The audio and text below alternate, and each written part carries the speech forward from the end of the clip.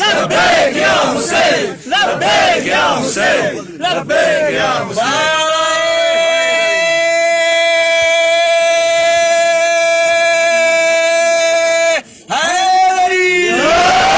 تو جس محبت و عقیدت سے آپ سن رہے ہیں تو عزیزان گرامی، اللہ نے جو بہترین بیویاں تھیں ان کا انتخاب کیا اپنے ائمہ کی ماں بننے کے لیے، بہترین بیویوں کا انتخاب کیا جو سب سے پاک دامن تھی۔ توجہ ہو، اگر عرب میں نہیں تھی تو ایران سے جناب شہربانو کا انتخاب کیا، اگر وہاں نہیں تھی تو پھر ایک مرتبہ بربر قبیلے سے شمالی افریقہ سے کسی اور امام علیہ السلام کی جناب صفیہ خاتون کا انتخاب کیا، پتہ نہیں ہے یا نہیں، اور اگر کہیں نہیں تھی تو پھر یورپ سے، روم سے جناب نرجس خاتون کا انتخاب کیا۔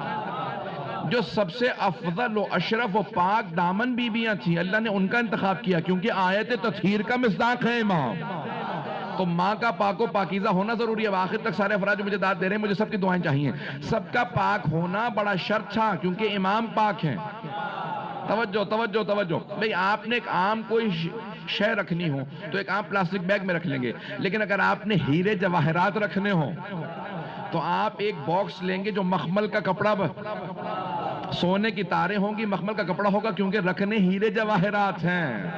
عزیزان گرامی، اگر ائمہ علیہ السلام کی کسی بی بی نے ماں بننا ہو، سوچئے اس کا مقام کیا ہوگا۔ یہ عام بیویاں نہیں ہے کیونکہ ائمہ کی ماں بننا۔ اب سوچئے جناب خدیجہ کا مقام کیا ہوگا جس نے جناب فاطمہ کی ماں بننا ہو۔ بات واضح ہو گئی؟ یہ عام بی بی ہو ہی نہیں سکتی۔ کوئی نہ کہے کہ 3 مرتبہ بیوہ ہو چکی تھی، پہلے طلاق تھی، نہیں ہے جانے گرامی۔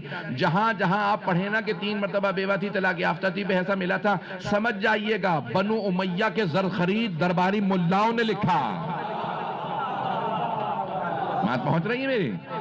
تو اب یہ جناب خدیجۃ الکبریٰ کوئی عام بی بی نہیں ہے، ان کے فضائل مناقب بہت زیادہ ہیں۔ جس بی بی نے عام وہ ائمہ علیہ السلام کی جو مائیں بن رہی ہیں ان کا وہ مقام سوچے جس نے جناب فاطمہ کی ماں بننا ہو، اس بی بی کا مقام کیا ہوگا۔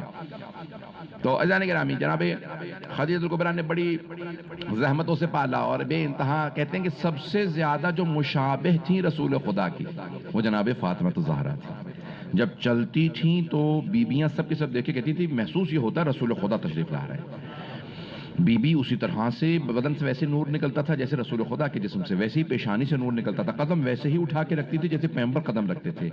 پیغمبر بہت متانت سے آرام آرام سے چلتے تھے، زمین پہ پاؤں کبھی نہیں مارتے تھے، آرام آرام سے چلتے تھے، پاؤں اٹھا کے زمین پہ رکھتے، بڑے اپنے آپ کو سمیٹ کے چلتے، کاندھے جھکا کے چلتے، سر جھکا کے چلتے، ابا کو اپنے ہاتھوں میں تھام کے۔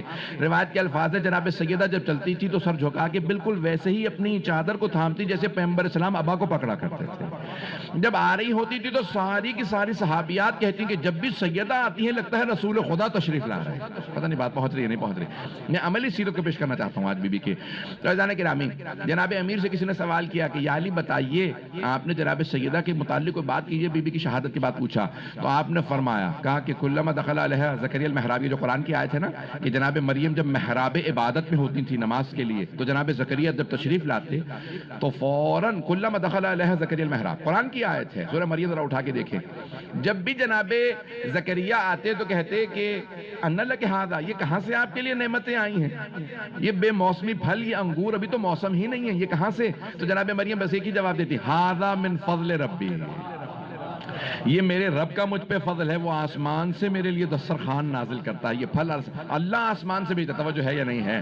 اللہ آسمان سے یہ ساری نعمتیں میرے لیے بھیجتا، ھذا من فضل ربی۔ تو جناب امیر کہتے ہیں جب بھی میں سیدہ کی محراب میں جاتا میں سیدہ کو ہمیشہ ایک نئے نور میں دیکھتا تھا، ایک نئے روپ میں دیکھتا کہ سیدہ کی عبادت ایسی تھی۔ کون کہہ رہے ہیں؟ یہ عام آدمی نہیں، وہ علی جن کے لیے پیغمبر نے کہا ہے کہ 1000 رکعت پڑھتے ہیں، ضربت علی من یوم الخندق افضل من عبادت ثقلین، جس علی کی ایک ضربت ثقلین کی عبادت سے افضل ہو، وہ علی کہیں کہ سیدہ ہمیشہ محراب عبادت میں نہیں رخ میں تھی، ان کی عبادت ایسی عبادت تھی کہ امیر المؤمنین کہیں کہ سیدہ کی عبادت جیسے کسی کی عبادت نہیں۔ کسی نے کہا یا علی جناب سیدہ کو ایک جملے میں بیان فرمائیے، تو آپ نے فرمایا جنت سے ایک پھول اترا تھا، جو جنت میں پھول واپس چلا گیا لیکن آج تک اس کی خوشبو باقی ہے۔ اللہ اکبر۔ میں جب یہ مولا کا جملہ پڑھتا ہوں کہ مولا کتنی عظمت بیان فرما رہے ہیں کہ فرماتے ہیں کہ جنت سے ایک پھول نازل ہوا تھا، وہ پھول دوبارہ جنت میں واپس چلا گیا، لیکن آج تک خوشبو باقی ہے کہ یہ دنیا کے اندر اگر تم خوشبو دیکھو تو کوئی سیدہ کا نور آیا تھا جو دنیا میں خوشبو باقی ہے۔ حضرت گرامی کی جناب سیدہ کتنی عظمتیں ہیں۔ سلوات پڑھ کے